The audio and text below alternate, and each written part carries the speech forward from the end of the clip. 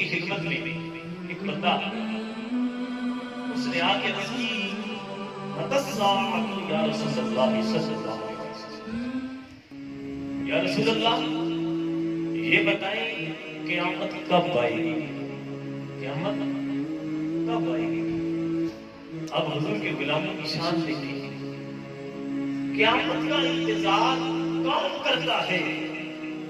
اس کی پوری تیاری ہو، جو پورا تیار ہو کے بیٹھا ہو، اس کو اپنے اعمال پہ بھروسہ ہو کہ میرے عمل اس لائق ہیں، اگر قیامت برپا ہو جائے، قیامت آ جائے تو مجھے اللہ رب العزت جنت کی نعمت عطا فرمائے، میرے اعمال اچھے ہیں۔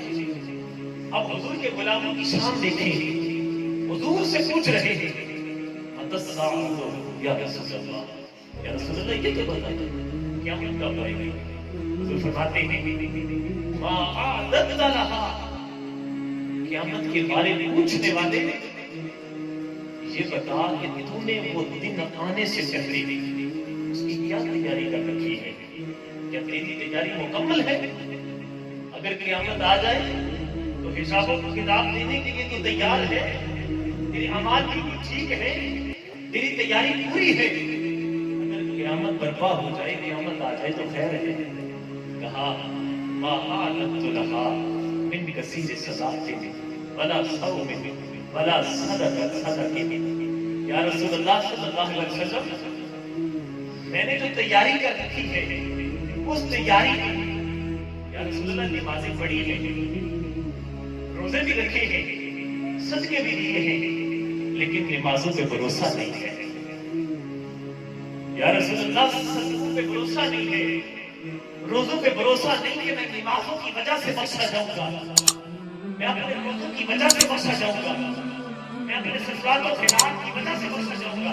پھر فرماتے ہیں پھر تیری تیاری کس بیس پہ ہے، بھروسہ کس چیز پہ ہے؟ کہا ولٰکنی احب اللہ ورسولہ، یا رسول اللہ تیاری یہ ہے کہ میں اللہ سے بھی پیار کرتا ہوں، میں اس کے رسول سے بھی پیار کرتا ہوں۔ کہا تیاری یہ ہے کہ میں اللہ اور اس کے رسول سے پیار کرتا ہوں۔ سیاقی رسول کی تیاری دیکھیں، کہا نمازیں پڑھی ہیں، روزے رکھے ہیں، یا رسول اللہ زکاتیں دی ہیں، صدقات و خیرات ادا کیے ہیں، لیکن ان باتوں پہ، ان اعمال پہ بھروسہ نہیں۔ بھروسہ ہے تو فقط اللہ اور اس کے رسول کی محبت پہ، کہ جو میں رسول اللہ سے پیار کرتا ہوں، رسول اللہ سے محبت کرتا ہوں، بس اسی محبت کی وجہ سے میرا چھٹکارا ہوگا، قیامت میں دن بخشا جاؤں گا۔ میرے آقا فرماتے ہیں یہ نہیں کہا اور صحابی رسول میری محبت مجھے کیا فائدہ دے گی؟ اگر تم نے قیامت کے دن بخشا جانا ہے تو نمازیں پڑھ، روزے رکھ، صدقے دے۔